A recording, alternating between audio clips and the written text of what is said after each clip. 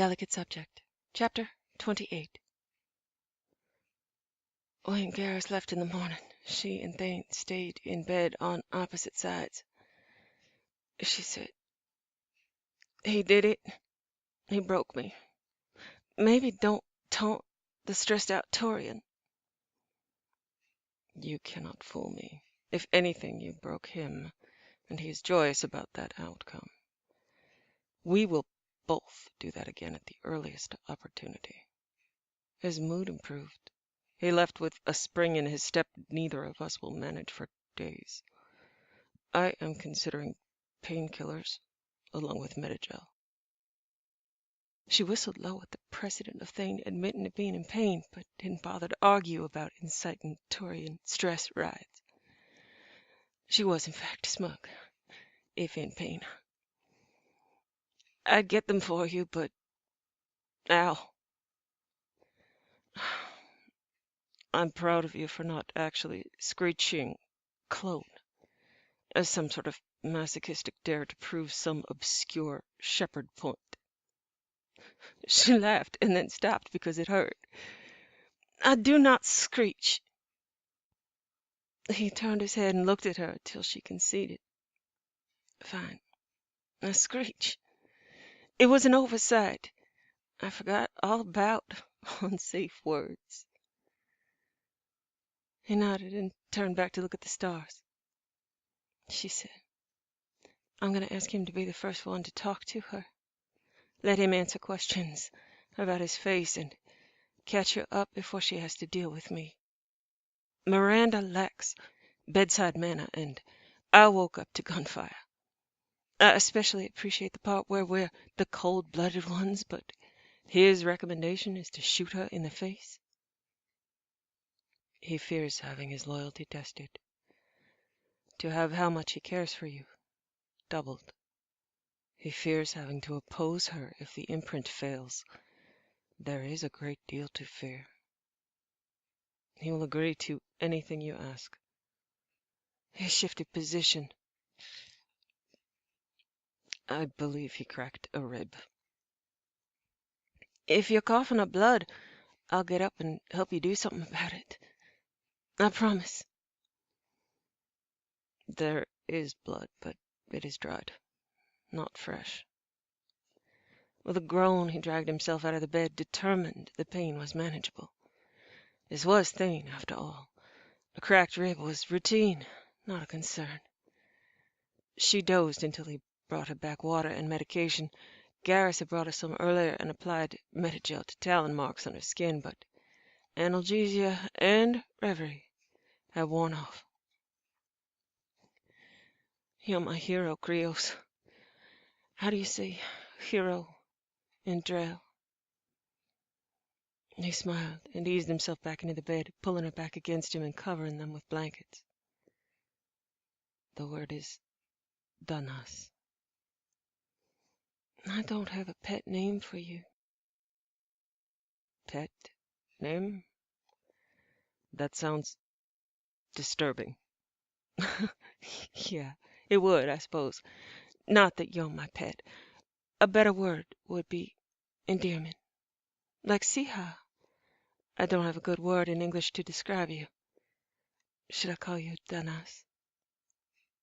He stroked her hair and said, "Nothing so grand." "Says the man who calls me Siha." "Siha suits you, and came to me the moment I saw you. Hero, perhaps, could be one among many. I wish to be more exclusive, if not more accurate." "Then what can I call you that means—" I know. If you lived in the northern hemisphere of the earth, she was positioned and turned in such a way that one star was always in the same place and could always be found. Ships navigated by that star. If a person was lost, they could find their way by the skies in the dark.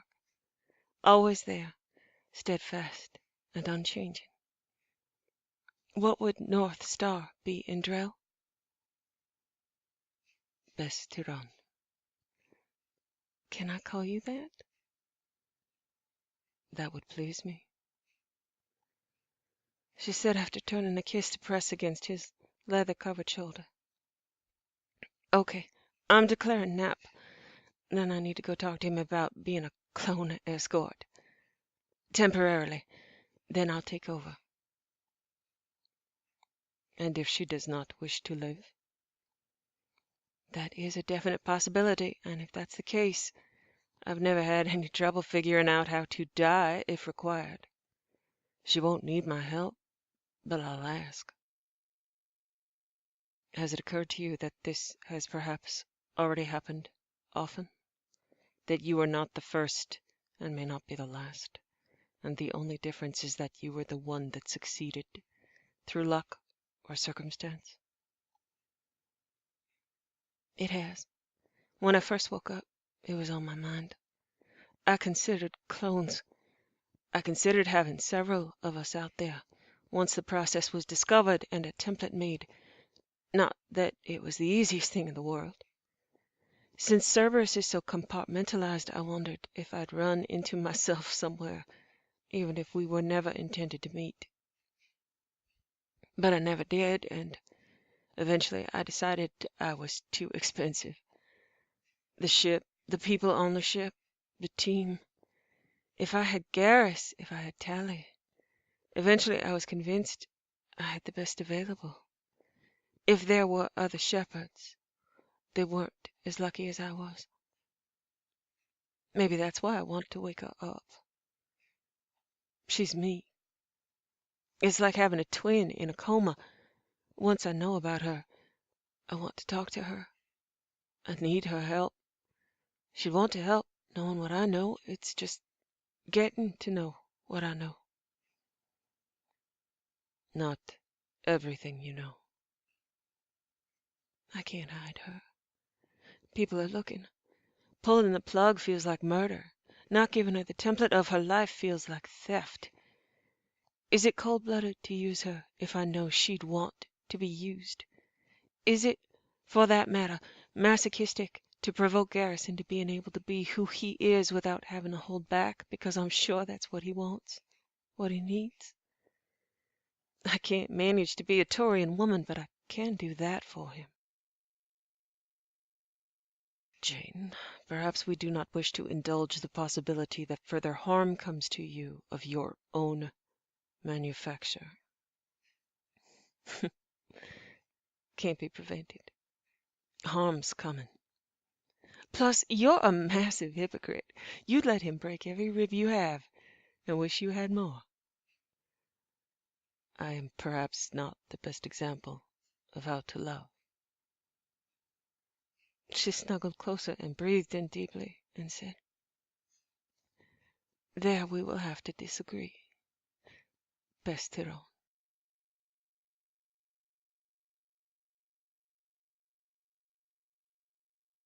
She walked in on Garrus in the battery, arguing with someone, likely another Taurian. His voice sounded so much more formal when he spoke to other Taurians. He looked at her briefly in acknowledgement, turned his head back to the conversation, and said, Diplomatic immunity does not cover being coerced and bribed by a terrorist organization. They need to be arrested, not watched. He listened intently for a few minutes and then cut off whatever was being said. The next election cycle will eat you alive if we're all lucky to live that long. And with what I know, I'd be willing to take a few bites of my own. Remove them from Cyprotine or face consequences that are more predictable. He cut off in disgust. I know we're doing good work here, Shepard, but why does doing good work have to mean dealing so often with listening to assholes, giving reasons why they can't do their jobs? Because we've moved into politics. Do you miss your CSEC desk? No. Still better than that. At least I get to yell at people. And you're so good at it. I have had the opportunity to practice. He tilted his head, looked at her, and said, I know that look. I know that scent. I'm about to say yes to something I don't want to say yes to. Instead of complaining, he closed the distance between them, picked her up, and pinned her to the wall with his mouth at her throat, nips, and deep-drawn breaths. Might as well enjoy it. Ask. That's more than a little distracting. He shrugged and didn't let her go. I swear you smell better bruised. I'm not sure I need to know that. You like me bossy and bruised? Spirits, yes. Her toes curled. Then you are in luck. I nudged at her throat and squeezed at her waist and said, Go on. When I woke up on the Lazarus station, it was to gunfire and orders. Miranda was telling me that I was about to be killed. I shot my way out of the med bay on the station, and the first person I ran into that wasn't shooting at me was Jacob. My first question was, Where is my crew? The first person I asked about was you. I was so devastated that nobody knew where you were. Of all the disorienting, painful things that happened that day, the most disorienting and painful was not knowing where you were. When she wakes up, because I know that will be her first question. I want yours to be the first face she sees. I want yours to be the first voice she hears. Please, explain it to her. She will want to listen to you. She will want to know that you're there. And just being able to see you and hear you when she first learns hard truths will make it easier for her in ways that weren't possible for me. He pulled back and looked in her eyes, stroked along her cheekbone with a trembling finger. I was wrong. I'm saying yes, and I want to say yes. Miranda said everything was in line to get Shepard 2.0 online in 2 days. Thane came to speak to Jane in a cabin. Still in her cabin, everyone had pronouns of ownerships for their own cabin, and it stayed that way. She'd gotten into the habit of visiting them in their cabins, so maybe they were all their cabins in the long run. This wasn't a visit, though. It was a briefing. Thane had to leave immediately. He'd been given the definite location of a new compound, one that was off Kaji. She thought of the foolishness of telling him to be safe, but instead said, Come back to me, Besteron. He drew her into an embrace, her head on his shoulder and his lips on the top of her head. Always, Siha. Let there be no doubt that where I wish to be is by your side. She wanted to kiss him often now, but she was still waiting for the right moment. He would return to her. She had so much faith in it that she didn't kiss him out of fear that he wouldn't return. She didn't know how to ask for the right yet, just as she hadn't known what to call him. It would come to her. They'd at least be able to stay in contact through Omnitool, and she'd know immediately if something were wrong. As he'd said when he first met her, he rarely made mistakes. She also knew that if he did make a mistake, he would fix it. I love you. He squeezed her shoulders, lifted her face with a finger at her chin, gazed at her for a long moment, and said, I love you, Jane.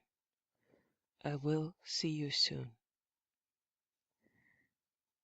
And then he was gone, and she didn't give in to fear, but there was no way to avoid the fact that she missed him, and would, and it had nothing to do with venom or addiction, and everything to do with the fact that she loved him.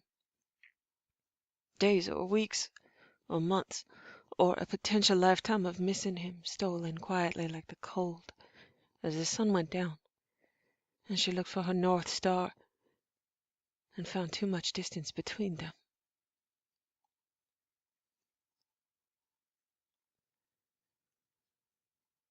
The night before Shepard 2.0 was going to be woken up, Garrus was wearing a path through the plating with his pacing. Thank the spirits for Garrus, who had stuck close to her after Thane left, both fending off the chill in their bones from the loss of his company. They'd never behaved as a third-wheel group, more like a stable table that needed three legs, now feeling wobbly and strained at the lack of balance. She sat cross-legged on the now overly roomy bed. Not being pressed between two bodies was problematic. The loss of the third set of lights she felt as a palpable darkness.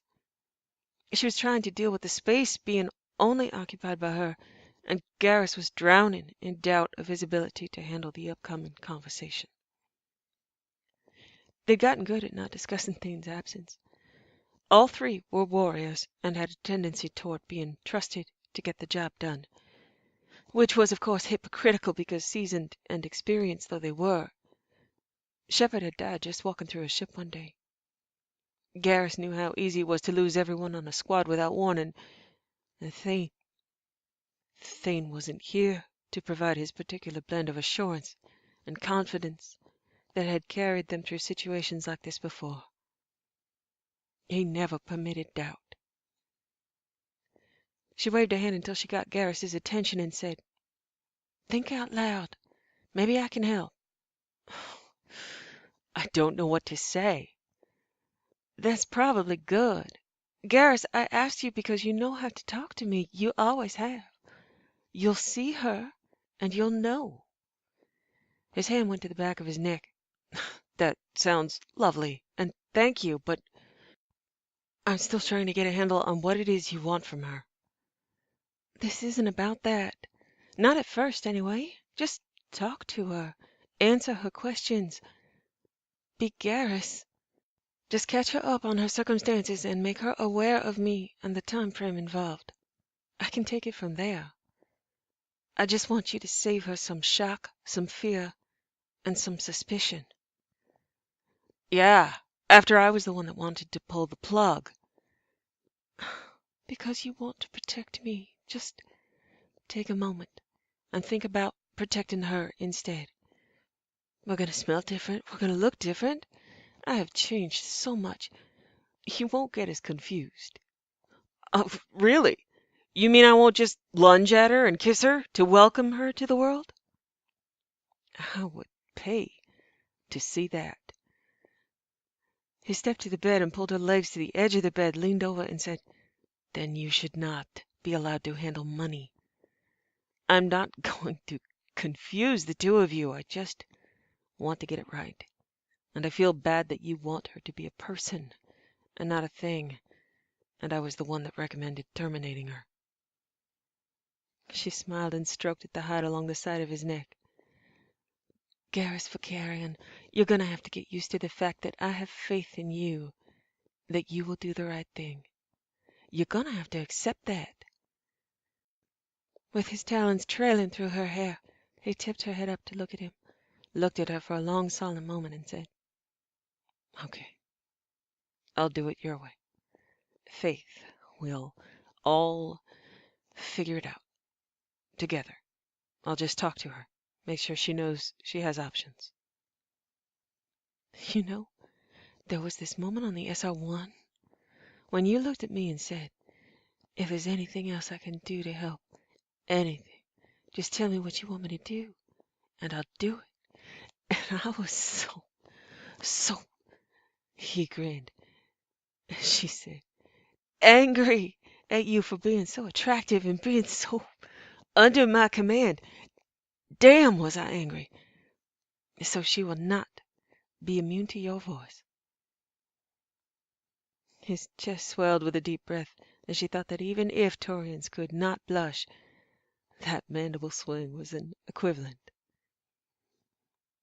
He pressed her down to the bed, knees on either side of her hips, clasping his hands with hers and stretching them out to the sides. He took his time, kissed her slowly until she was dizzy, and then moved his mouth to say in her ear, "If only she knew how easy it would have been. All that time wasted. You should have stepped into the Mako and crooked your finger my way." Spirits grim. Why do you think I phrased it that way? Do you think I ever told Executor Palin that? I wanted to drag you in there and warm up every metal surface by pressing your body to it. I went so far as to test the soundproofing to make sure if I had a chance, I could close the door and be the only one to hear you scream. She dug her fingernails into his shoulders as his mouth moved along her throat. Oh, I wish I had known that. You're gonna make me cry, Vakarian. He nibbled at her throat. You want to know the two most devastating words a Taurian could ever hear? No guns? He said mournfully against her throat. No fraternizing.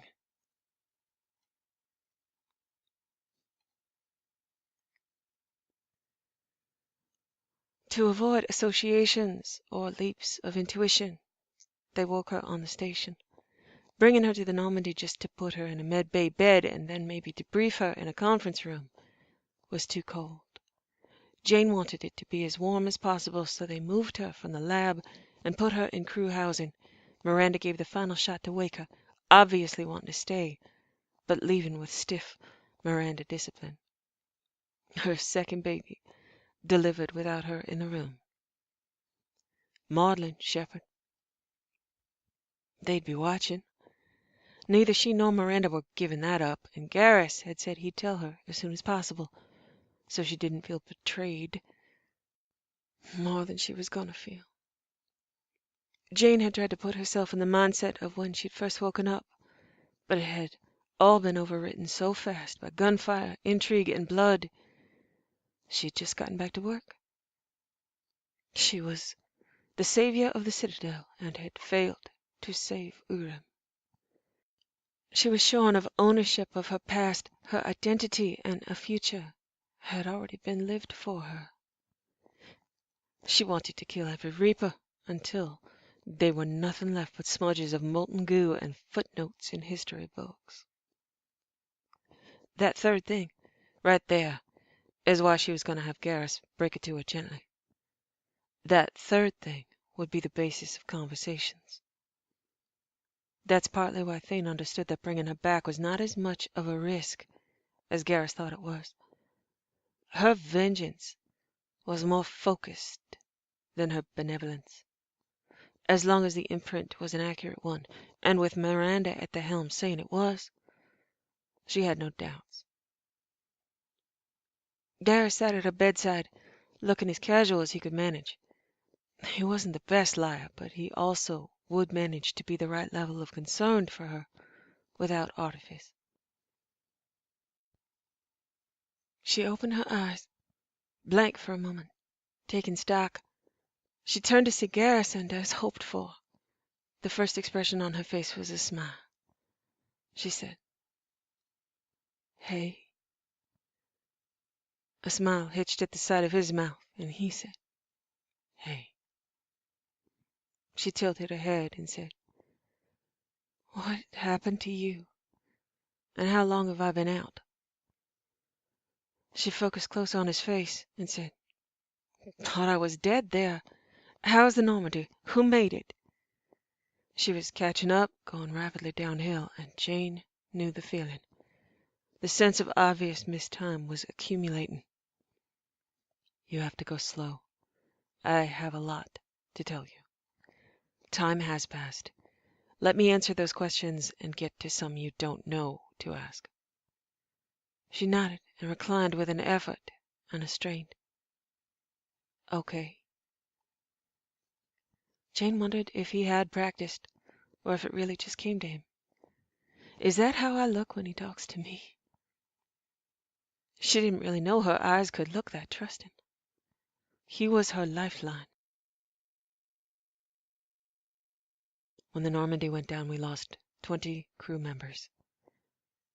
Bakari, Barrett, Chase, Crosby, Draven, Rose and Talitha, Dobyansky, Emerson, Falawa, Gladstone, Granado, Greco, Laflamme, Low, Negulesco, Pakti, Presley, Rahman, Tanaka, Tux, Warbury.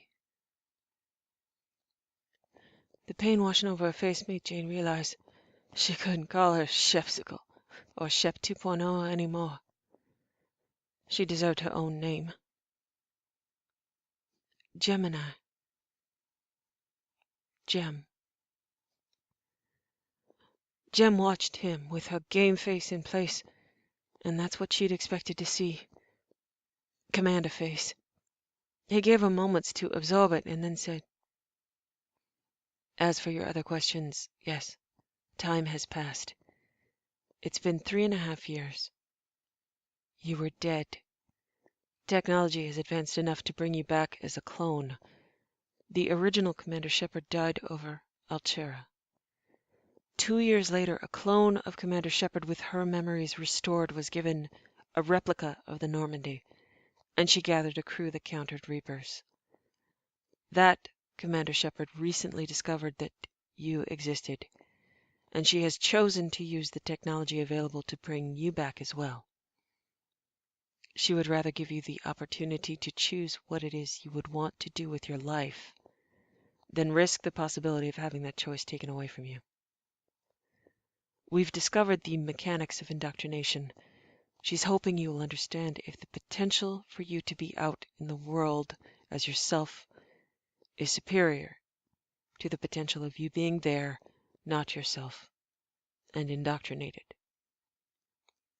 She is aware that this might seem like she's using you, and there's really no way to counter that. To be honest, I didn't like the idea at first, but seeing you now, I wouldn't want it any other way." Jem stared, face blank, taking that in, gears turning. "So she's watching, and I'm a massive security risk." His smile was almost reluctant. "Yes, to both." "Do you know what she wants me to do?" He shook his head. "No, I don't think she does either. She only knew she didn't want to kill you, or hide you, or deny to you what you'd earned, your life, and your own memories." "Garrus, you can't put me in a room with her until the security risk aspect is handled. I don't know if you're a Garrus clone, or if you're indoctrinated, or if this is a Reaper vessel, and I really don't give a damn at this point. I just woke up. You have to promise me that you will not allow us side by side until I've had some permanent alterations. Hair color, eye color, scars, I don't care. Maybe purple. I like purple. Promise me you are not going to let anybody think I'm going to put her or her mission at risk through impersonation. I also need some level of genetic tagging. You guys are advanced. You figure it out." Garrus leaned back and said with a smile, "Yes, ma'am." Jem shook her head. "You can't call me that, Garrus. I'm not a commander. I'm a terribly risky fucking civilian with a security clearance above my pay grade." He shrugged. "Then consider it a general term of civilian respect, ma'am." She shook her head and gave him a sideways grin. "I am so glad to see you. I bet she knows that, too." She might have mentioned it. "Are we all going to die in the next 10 minutes unless I make some sort of choice? Or can I take this slower than I'm used to taking things?" "You have time. We still have the replica of the Normandy, with some hefty upgrades, which is docked here. We're on the research station where your body has been for 3.5 years. Whatever risks to you have been handled for the moment, and whatever risks to us we have under control for now." She nodded. "Okay. If I'm me and you're you, and I'm going to go on that assumption for a bit, I'm glad to hear things are on track, but I'm not discussing it further until I look different. I don't want anybody to look at me and see her. too much to ask of everyone. Get me a medical and cosmetic consult. Then I'll talk to anybody you want." He raised a brow plate. "Until your next demand." "I was dead, Garrus, not stupid." She raised her head to speak to the room in general. "This had better be good, or I'm gonna kick your ass." Jane grinned and said softly, "It's good." Jem turned back to Garrus and said, "Since she threw you at me, for good reason, stay with me. Be here when I wake up again. I'd hate to let good planning go unappreciated." "I'll stay. Dr. Shakos is here. You can say hi. I'll introduce you to Morden and Miranda."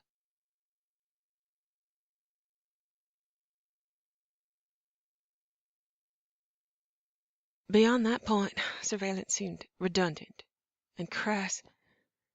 She'd talked to Jem when she had her procedures completed. She left them alone and absorbed herself in the daily flow of work on the Normandy. Appreciation of her choices flooded her, and she found her solitary balance.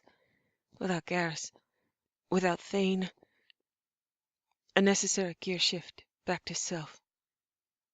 She'd gotten out of practice. She was determined to make it clear to Thane that she'd already made her choice when he returned, and decided to go the Garrus route. It would come to her. Cosmetic changes and medical briefings didn't take all that long. Hair color was not that difficult, and neither was eye color. They would be permanent, self-renewing color from the roots, and a directly dyed iris, not contacts. Garrus collected her to be introduced to an entirely different woman on the outside. No more Karim, now more of a jagged nebula, more purple than she'd ever managed. Asymmetrical haircut, tips of her hair black, deep purple eyes. She'd had purple tattoo stippling applied above her cheekbones. From reports, her face was subtly changed, bone shifted and sculpted. Her voice had been altered, a little lighter in tone, but her inflection stayed the same. Garrus had informed her that they had also managed genetic tagging so that she wouldn't be able to be identified as a Spectre on scanning. They could be identified as closely related, but not clones, and not twins, and no more opportunity to take over Commander Shepard's life. No longer Jem. That was short-lived. She had a new name, a new identity provided by Liara. Vrayan Yatid. Garrus would know where Vrayan came from. Yatid. Probably only the two of them got it, unless it had been explained. One of Rodin's sculptures they had always admired. The caryatid fallen under her stone. The caryatid was a support pillar carved into the form of a woman, and Rodin had envisioned her as a young girl unable to bear the weight, collapsing. They had always admired the piece because she was still trying to hold it up. Choosing that name was acceptance of an unbearable burden. Garrus brought her in and stayed. Jane said, "I like the look. I never went full purple, and I appreciate the commitment. Vrayan Yated is much better than Kari Yated." Vrayan watched her for a moment and said, "I tried not to be too literal. I feel a little sorry for you because you're stuck with Jane." Jane thought of a name on Thane's lips and said, "It's grown on me." Vrain said with a slight smile, "So you're okay with your life choices?" "I can't go full purple about it, but yeah. You okay making new ones?" Vrain watched her carefully. "So I can decide what to do with my life?" Jane nodded. "Yep. I want you solidly on your feet first. It isn't a test or a commitment. I just had the opportunity, and considering my origins, I felt it would be a bit precious and selfish to decide you shouldn't get your shot." Vrain laughed and said, "Not sure if I should thank you about that yet. Garrus has been kind enough to answer my questions. I have a functioning, and I'm assuming, bugged omni-tool." Jane nodded. "Yes. We couldn't be sure the imprint would be solid before you woke. I'd rather not have set you loose on the galaxy if you were, say, entirely evil." Vrain's smile was brittle. "Just partially evil," Jane said. "Partially evil I have found I can work with.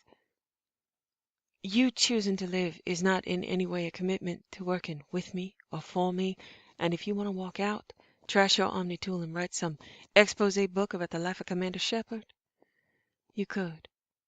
I wish you wouldn't, but that's the chance I took. You might not be surprised to hear that I haven't had much privacy in the last year or so." Vrain nodded in concession. "Yes, I've noticed on my bugged omni-tool that you and Garrus have learned to dance.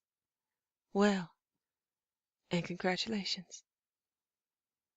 Garrus's mouth twisted briefly, and he only said, "Thank you." Jane laughed and tipped her head forward. "That's one of the better examples of publicity. I assumed you'd want to take a crack at Reavers. That's really all I need to know. Right now you can help. If you don't want to, there are also lots of doors that can be opened for you in good faith." Fran tilted her head back and said, "Good faith." She watched the ceiling for a moment, thinking, and then she said, "Okay, I have an idea. Garrus has been good enough to catch me up on things I've been able to ask about. Turns out you didn't have that many choices when you came back. You didn't have much support. You've wrested what you could from your opportunities, and I'll do the same. I won't get in your way, but I will take some support. I want in on the fight. I don't want to be on this ship, though. Too much. Too many memories. Too many opportunities to have no chance to become someone else. I was up for 2 minutes before I gave Garrus an order, and that instinct is going to be tough to break." Garrus shrugged and said, "I followed it." Vrain laughed. Yeah, you did. Thank you. Thank you both. I think, though, given the setup as I understand it, that there's a possible future that might work. Turns out a lovely Asari woman is the person who fought for and found my body and gave us both the opportunity to be alive.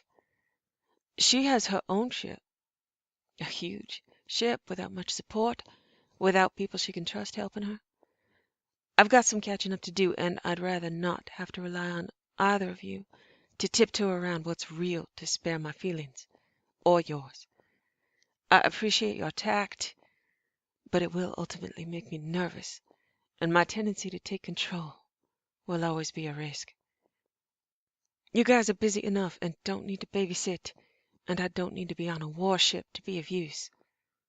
So if it is okay with you, perhaps I can be transferred to Hagalas, and Liara will let me know of what use I can be to her, and she can catch me up on the fight.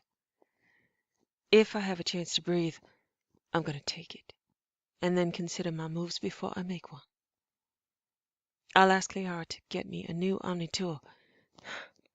If she wants to watch, she's welcome to." Jane said, slightly dumbstruck, "That sounds good." Vrain looked at them both and said, "You both look shocked. Did you expect that I was going to demand a bank account and blackmail? It's just that things have been happening lately where we don't have to shoot someone, but it still goes all right. We're not used to it." Vrain smiled and said, "Yeah, well, that I understand. You guys haven't had the easiest year. Maybe I just want to get off the Normandy before she explodes again." Jane said with a shake of her head, "No exploding. That's part of the deal." Vrain snorted. Like you can promise that. Just get me to Hagelas. You won't hear from me unless I have a brilliant idea. What if I'd like to hear from you anyway? Then you'll know where I am. Thank you. Both. Now get back to planning which people to shoot. I'll get my newly purple hair out of your way.